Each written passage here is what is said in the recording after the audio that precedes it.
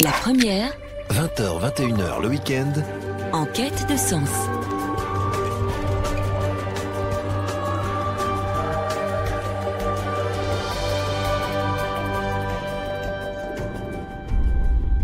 Bonsoir à toutes et à tous, bienvenue dans Libre Ensemble, votre rendez-vous de la laïcité.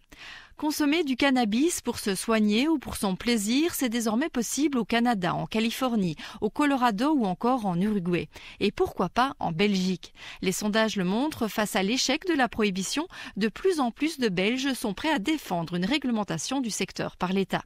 Dernier chiffre en date, un sondage du VIF qui montre que 55% de la population est favorable à une légalisation du cannabis récréatif. Une réglementation qui pourrait rapporter jusqu'à 144 millions d'euros par an à l'État, selon une étude du groupe du vendredi publiée la semaine passée dans le Soir. Libre Ensemble, Vinciane Colson, Jacques Nizan. Quels modèles ont été adoptés à l'étranger en matière de légalisation du cannabis? Qu'est-ce qui fonctionne ou pas? Comment pourrait-on s'en inspirer en Belgique? On va en parler dans notre émission ce soir avec nos trois invités. Alors déjà, bonsoir à tous les trois. Bonsoir. Bonsoir. Alors tout d'abord, Sarah Fautré, vous êtes coordinatrice de la liaison anti-prohibitionniste. Alors à vos côtés, Paul Dermine, membre du groupe du Vendredi, un groupe qui a rédigé l'étude que je mentionnais dans l'introduction sur l'impact d'une légalisation du cannabis sur les finances publiques. Alors juste un mot, c'est quoi le groupe du Vendredi, Paul Dermine? Donc le groupe du Vendredi est un think tank de jeunes. Les membres ont entre 25 et 35 ans, pluridisciplinaires, belges, donc plurilinguistiques également, et qui entend analyser des problématiques de politique publique sous un angle novateur et frais. D'accord, vous allez nous parler donc de cette étude dans un instant. Et enfin, Nasser Lalam, que nous avons au téléphone. Donc Nasser Lalam, vous êtes docteur en sciences économiques, chargé de recherche à l'Institut national des hautes études de la sécurité et de la justice. Vous êtes spécialisé dans l'économie de la drogue et co-auteur notamment d'une étude comparative des modèles existants en matière de légalisation du cannabis, réalisée en collaboration avec l'Observatoire français des drogues et des toxicomanies. Alors déjà, merci à tous les trois d'avoir accepté notre invitation. Et pour commencer, j'ai envie de me tourner vers vous, Sarah Fautré. Pourquoi est-ce que vous estimez que on est prêt aujourd'hui à adopter une légalisation du cannabis, à adopter une vraie réglementation en matière de cannabis? En ce qui concerne la liaison anti-prohibitionniste, ça fait 30 ans qu'elle réclame une régulation non seulement du cannabis, mais de toutes les drogues. Donc, je dis... on est prêt, enfin la population, la société est enfin prête, il me semble, parce qu'il y a une évolution dans les mentalités et qu'il y a surtout un constat mondial sur l'échec de la prohibition, sur la criminalisation, sur les effets néfastes de cette prohibition, sur les effets sur la santé publique. Donc maintenant, on est prêt à réfléchir plus en question de termes moral, mais en question de politique publique en matière de santé et de justice. Donc oui, je pense qu'on est enfin prêt pour réfléchir à un modèle de régulation, mais aussi il faut réfléchir à quel modèle de régulation. Et je pense que c'est important qu'il y ait cette émission justement pour évaluer ce qui se passe ailleurs, pour voir les avantages et les inconvénients de chaque modèle. Mais du coup, on va justement étudier un peu ces différents modèles. Alors, je me tourne vers vous, Nasser Lalam. Vous avez étudié différents modèles qui ont été mis en place, alors plus particulièrement l'Uruguay, le Colorado et l'État de Washington aux États-Unis. Est-ce que vous pourriez nous dire en quelques mots la spécificité de ces différents modèles? Alors, ces différents modèles... Déjà, la genèse de ces modèles s'inscrit dans un contexte. Aux États-Unis, c'était le contexte du cannabis thérapeutique. Autrement dit, avant de légaliser le cannabis à des fins récréatives, il y a eu déjà des précédents en matière de légalisation du cannabis à des fins thérapeutiques. Alors, qu'est-ce qu'il faut entendre à des fins thérapeutiques? C'est qu'il y a un certain nombre d'indications qui peuvent être très larges, depuis le mal de dos jusqu'à des personnes qui sont en phase de chimiothérapie, etc. Et donc, des États avaient décidé, au sein des États-Unis, de légaliser ce cannabis. Donc, il y a eu le premier pays à le faire, c'est la Californie, en 1996. Et pour certains, c'est une forme de pied dans la porte et ça peut paver le chemin vers la légalisation du cannabis à des fins récréatives. Quant à l'Uruguay, ce qui est intéressant, c'est que c'est vraiment une initiative qui est venue du haut. C'est une initiative politique qui s'inscrit là également dans une démarche beaucoup plus générale, une démarche un peu sociétale, d'ouverture à la société, au sens où ils ont légalisé, l'avortement, ils ont légalisé le mariage homosexuel, et ça fait partie d'une certaine manière d'un ensemble d'ouverture démocratique au sein de l'Uruguay. Alors, je voulais rebondir sur ce que vous disiez par rapport au cannabis thérapeutique. Je citais en introduction les chiffres de ce sondage du Vif l'Express qui disait que donc 55% des Belges étaient prêts à aller vers une légalisation du cannabis. Mais en fait, quand on parle de cannabis thérapeutique, on avait 84% des personnes qui se disaient favorables à la légalisation du cannabis thérapeutique. Sarah Fautré, est-ce que ça veut dire que pour vous, c'est peut-être une porte d'entrée vers la légalisation du cannabis récréatif? Donc, est-ce qu'il faudrait peut-être déjà envisager le cannabis thérapeutique avant et puis après on verrait pour le récréatif? Je pense qu'effectivement le cannabis thérapeutique est un pied dans la porte pour ouvrir la voie. Après, je pense qu'il faut penser les deux de toute façon, parce que le cannabis thérapeutique répond à certaines questions et pas à d'autres. Et donc, il faut penser ça dans une manière globale, une politique du chanvre de manière globale. Mais en tout cas, vous dites, Monsieur Lalame, que aux États-Unis, c'est vraiment le fait d'avoir, qu'il y avait déjà ce contexte de cannabis thérapeutique qui était autorisé, qui a aidé à aller vers l'autorisation du cannabis récréatif cette fois. Oui, effectivement. C'est-à-dire que la population a pu se rendre compte par elle-même que le cannabis thérapeutique n'était pas ce qu'on en présentait. C'est-à-dire c'est pas une drogue dure au sens classique du terme. C'est une drogue douce, comme on le dit, comme on le baptise. Et du coup, effectivement, ça a permis de préparer les esprits en quelque sorte à cette légalisation. D'ailleurs, au Colorado, le politique a été surpris. Ça a été un référendum et il s'y attendait pas. Du coup, l'ensemble du dispositif qui a été mis en place ensuite dans la foulée de ce résultat du référendum en 2012 a été un peu la politique publique mise en œuvre dans le Colorado a été un peu à marche forcée au début. C'est-à-dire qu'il s'y attendait pas dans une certaine mesure. Alors, quand on voit aujourd'hui à quoi ressemblent ces différents marchés, donc quand on parle de Colorado, quand on parle de l'Uruguay et de Washington, on a quand même des politiques sur le terrain qui sont totalement différentes. Au Colorado, on est dans ce qu'on peut appeler quoi, une espèce du supermarché du cannabis. Alors le Colorado, c'est un État qui est, comme on dit, business friendly, c'est-à-dire qui est très tourné vers le marché. Et du coup, c'est vrai que l'orientation qui a été prise, c'est une orientation où on fait confiance au marché. Donc on fait confiance aux acteurs du marché. Autant dire que, effectivement, quand le marché s'empare d'un nouveau produit, à la limite, le profit reste le moteur principal. Du coup, il y a toujours eu au Colorado ce rattrapage de la régulation, c'est-à-dire que le marché était devant la régulation, en quelque sorte. Et donc, l'organisme qui est je crois que c'est Marijuana Enforcement Division, qui est chargé justement de la régulation du cannabis, a mis en place progressivement, pas devancer, mais en tout cas rattraper les forces du marché qui étaient prêts à proposer différents produits, notamment ce qu'on appelle les edibles, les produits qu'on consomme, des friandises, des biscuits, etc. à base de cannabis.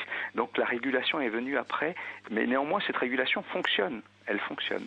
Donc c'est une régulation qui donne la primeur au marché. Contrairement à l'État de Washington, où là, ils ont essayé de réguler d'emblée en mettant des freins multiples.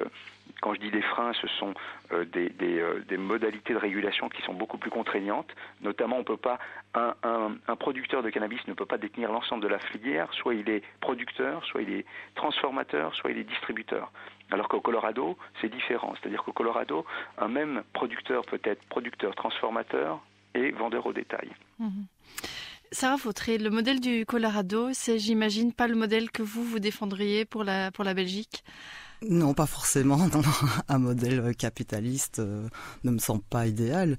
Donc effectivement, si j'ai bien lu les études par rapport aux retombées sur le produit intérieur brut au niveau du Colorado, c'est très très peu, c'est moins d'1%. Donc on peut se demander c'est quoi l'intérêt pour renflouer les caisses de l'État. Et puis la publicité est autorisée d'une certaine matière, donc aux proches des magasins qui distribuent et qui vendent.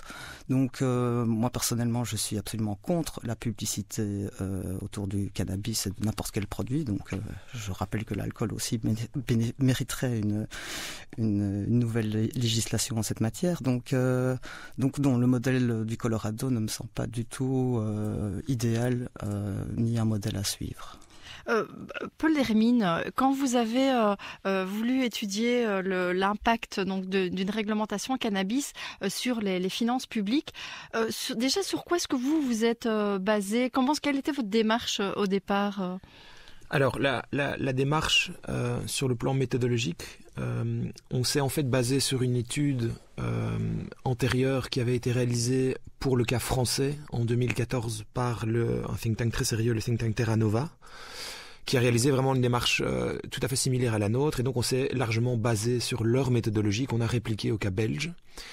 Maintenant, on a fait face à certaines difficultés, notamment sur le plan statistique. On a remarqué que les chiffres disponibles en Belgique pêchent parfois par un manque de précision et de détail, et donc on a parfois eu du mal à isoler les parts de dépenses et éventuellement de recettes spécifiquement liées au cannabis. Donc en Belgique, on ne fait pas la distinction d'une drogue illicite à l'autre. Donc on a dû travailler par hypothèse, et donc le premier élément à souligner, et c'est peut-être déjà le premier enseignement de ce rapport, c'est que les outils statistiques en Belgique sont par certains aspects défaillants et nous empêchent de travailler de manière tout à fait correcte. Donc nous, on a dû procéder par hypothèse. Oui, et puis j'imagine qu'à partir du moment en plus où c'est un secteur qui est illicite, c'est difficile d'avoir des chiffres par excellence. Enfin... C'est très compliqué, mais d'autres pays le font, notamment par exemple dans les dépenses de santé ou les dépenses de sécurité. D'autres pays permettent de distinguer d'une drogue à l'autre. Ça, en Belgique, ça ne se fait pas. Donc là, on a fait face à une première difficulté méthodologique. D'accord. Donc on a procédé par hypothèse, et puis on a tout simplement appliqué cette méthodologie à différents scénarios qu'on avait préalablement identifiés. Oui, il y en avait 3. Et donc l'étude distingue un premier scénario qui consiste en une simple dépénalisation. Donc la consommation et la détention ne sont plus répréhensibles pénalement, mais la vente reste assurée par des milieux criminels, ou en tout cas des milieux qui ne sont pas encadrés légalement. Donc ça, c'est le premier scénario, celui de la dépénalisation. Ensuite, le second scénario qu'on a testé, c'est celui d'une légalisation accompagnée de la mise en place d'un monopole d'État. Donc l'État exerce à titre exclusif et absolu la vente des substances. Donc ça, c'est notre second scénario. Et puis le troisième scénario qu'on a testé, c'est en fait un scénario à la type Colorado, donc légalisation et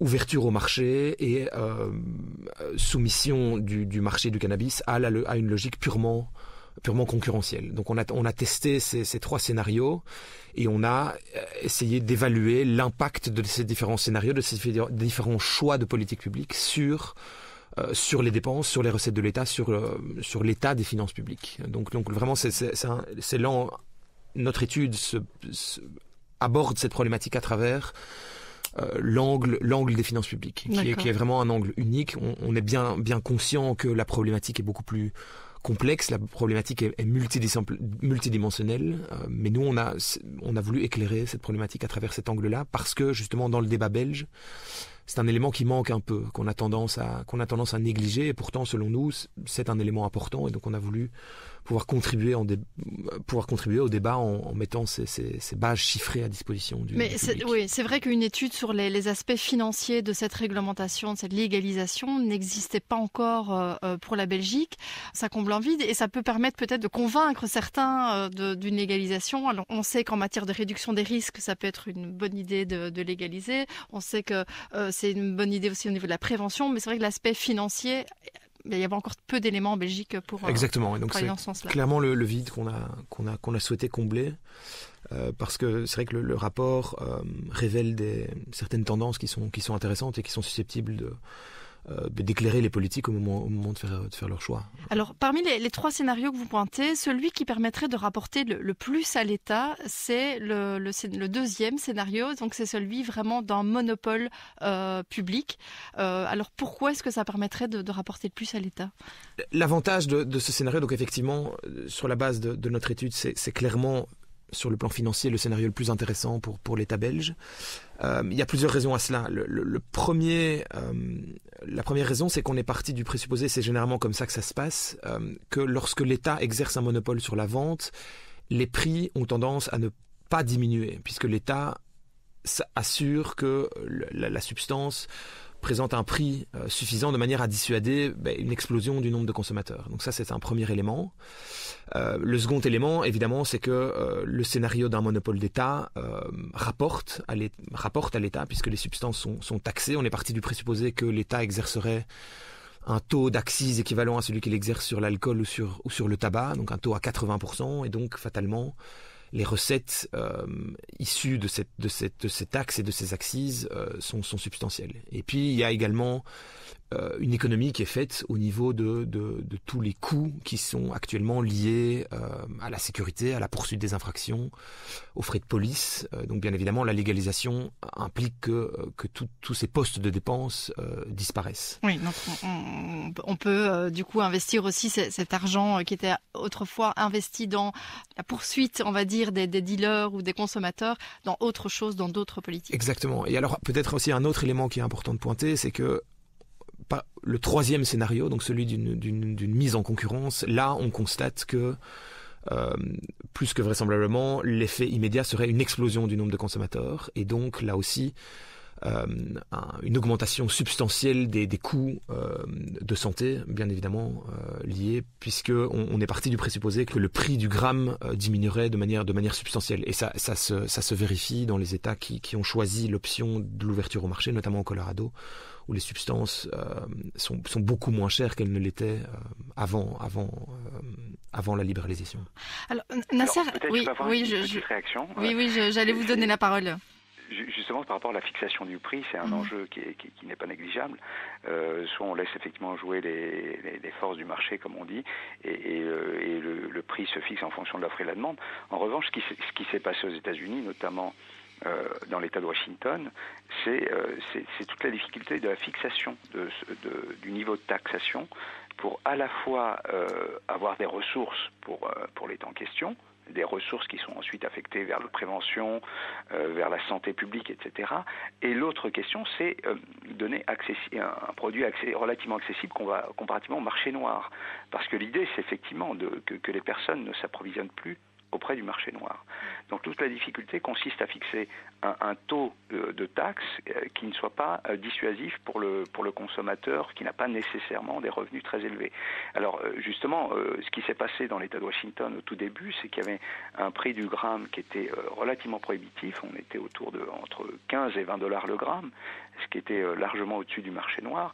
Et depuis, justement, la régulation a tenu compte de la réalité et a baissé énormément drastiquement le niveau de taxation, beaucoup plus lisible d'ailleurs, et a permis justement de concurrencer le marché noir. Et ce qui fait que pour le consommateur, du coup, c'est plus intéressant évidemment d'aller s'approvisionner vers un produit qui est contrôlé, dont on sait quelle est la qualité, que vers le marché noir. Donc la question du prix est importante. Et l'autre enjeu pour les pouvoirs publics, c'est qu'il ne faut pas que ce soit non plus accessible pour les jeunes consommateurs, les plus jeunes.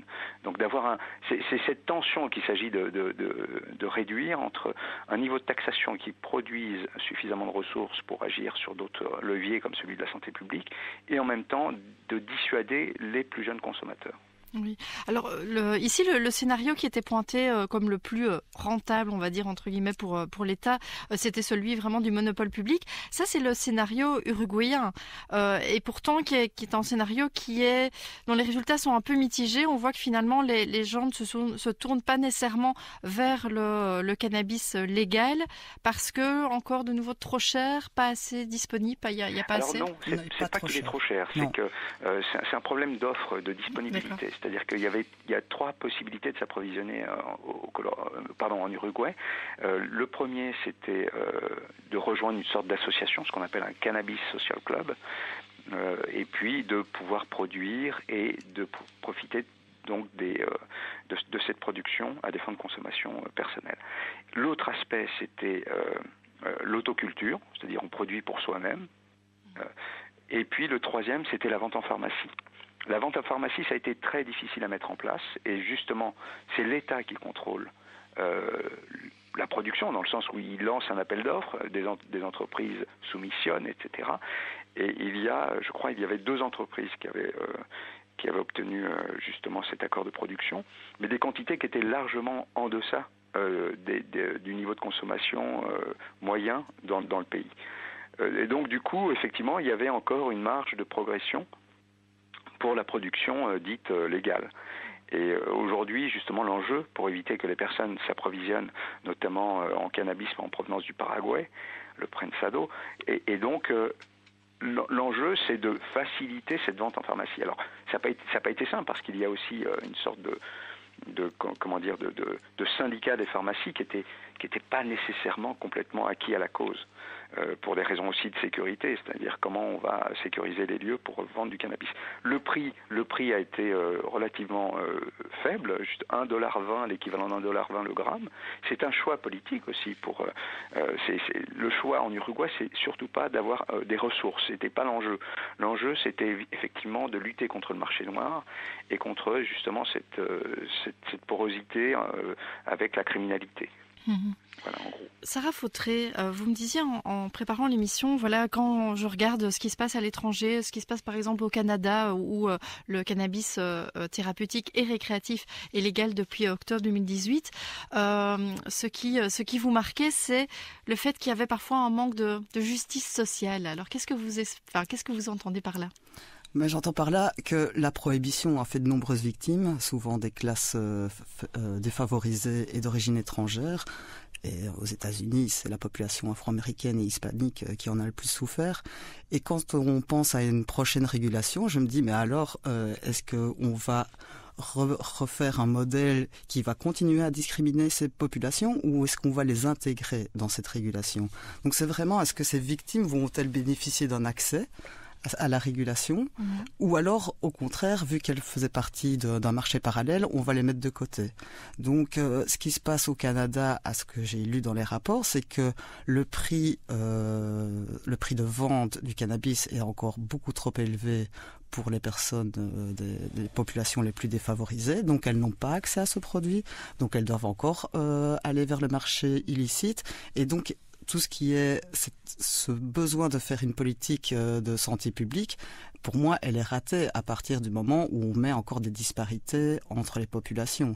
Si c'est pour que les grandes entreprises qui payent des licences très chères soient les seules à avoir accès à ce marché, comme c'est le cas au Canada, ça veut dire que les petits producteurs, les amateurs du chanvre, qui étaient des fins connaisseurs de cette plante, sont mis de côté. Et donc c'est aussi un problème, et il y a une disparité. Et si on le laisse ce marché aux classes blanches supérieures, pour moi, on aura raté aussi la régulation du cannabis. Oui, d'ailleurs, vous êtes pour le fait de laisser, par exemple, des cannabis social clubs, que ce soit une des manières de s'approvisionner, c'est via des cannabis social clubs. Hein.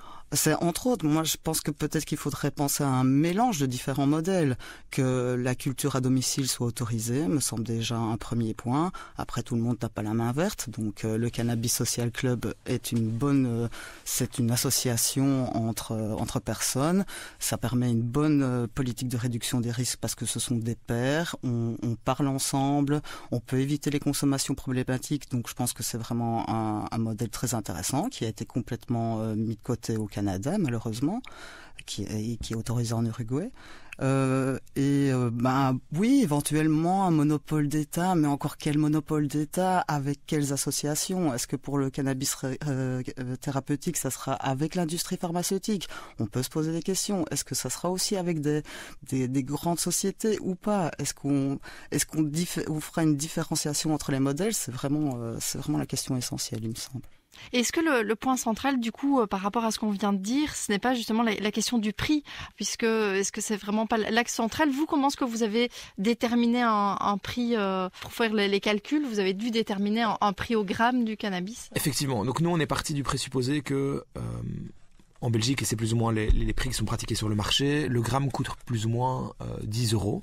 Mais à cela, donc ça c'est le prix de la substance, mais bien sûr, comme le marché reste encore un marché illégal, ce prix est légèrement gonflé pour couvrir les risques qui sont liés à l'achat d'une substance illégale. Mmh. Donc actuellement, on a estimé que ce risque équivaut à plus ou moins 2 €. Donc ce qui fait que le gramme coûte aujourd'hui 12 €. Donc 10 € pour la substance, puis 2 € pour couvrir les risques. Bien évidemment, d'un scénario à l'autre, le prix diminue puisque tout ou partie de ces risques disparaissent. Dans le scénario d'une dépanalisation, le coût destiné à couvrir la nature illégale de l'achat disparaît. Dans le second scénario, celui d'un monopole d'État, on est parti du présupposé que l'État ferait au moins en sorte que le prix de la substance reste équivalent à celui qui prévalait dans la situation antérieure. Après, évidemment, l'État peut aussi faire gonfler le coût. Mais on l'a vu que c'est pas nécessairement une bonne technique. C'est pas nécessairement stratégique. Donc nous, on est parti du présupposé qu'au moins l'État s'assurerait que le coût de la substance reste le même qu'avant légalisation. Et puis évidemment, dans le troisième scénario, celui d'une libéralisation, là fatalement, les forces du marché, le mécanisme du marché d'offre et de demande fait que là, les prix vont drastiquement diminuer. Alors, on arrive déjà à la fin de l'émission, mais je voulais me tourner encore une fois vers vous, Nasser Lalam.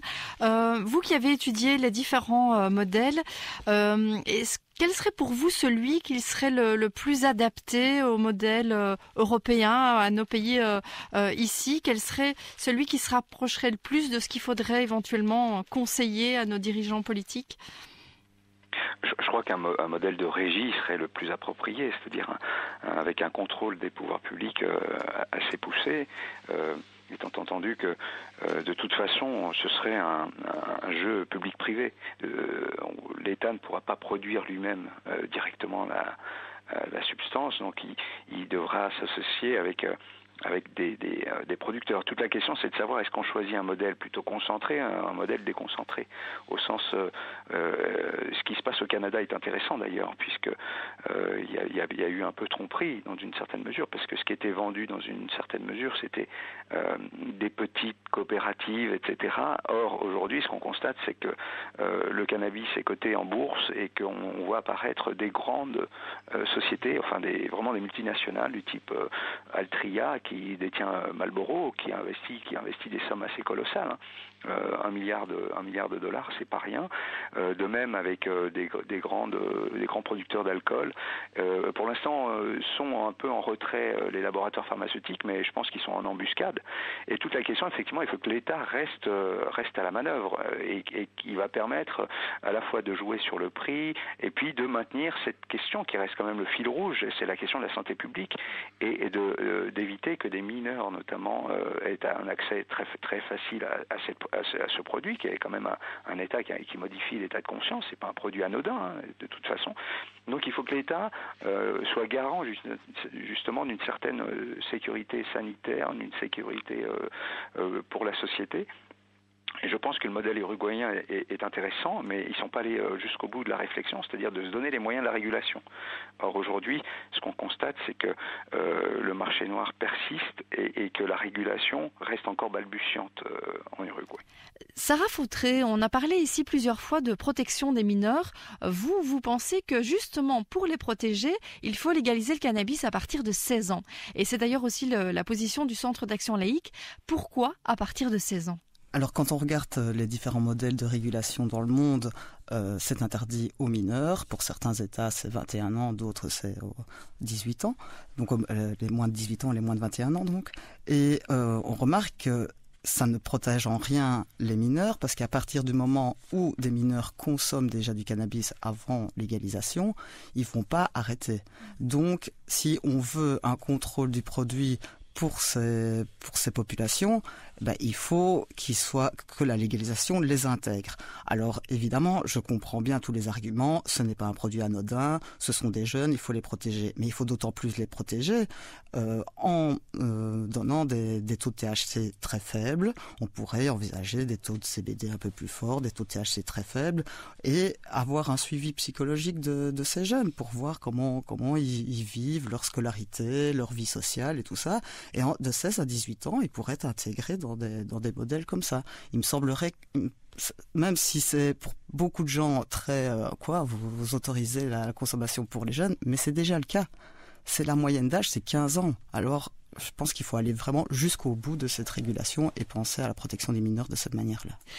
En tout cas, merci à tous les trois de nous avoir informés sur ce sujet. Je vous rappelle aussi que du coup, le Centre d'action laïque milite depuis longtemps pour une vraie réglementation encadrée donc par l'État, aussi bien de la production, de la consommation et de la vente de ce secteur, et pour une dépénalisation, on l'a déjà dit. Donc merci à tous les trois. Merci à vous de nous avoir suivis et une très belle soirée à tous. En quête de sens. Sur la première.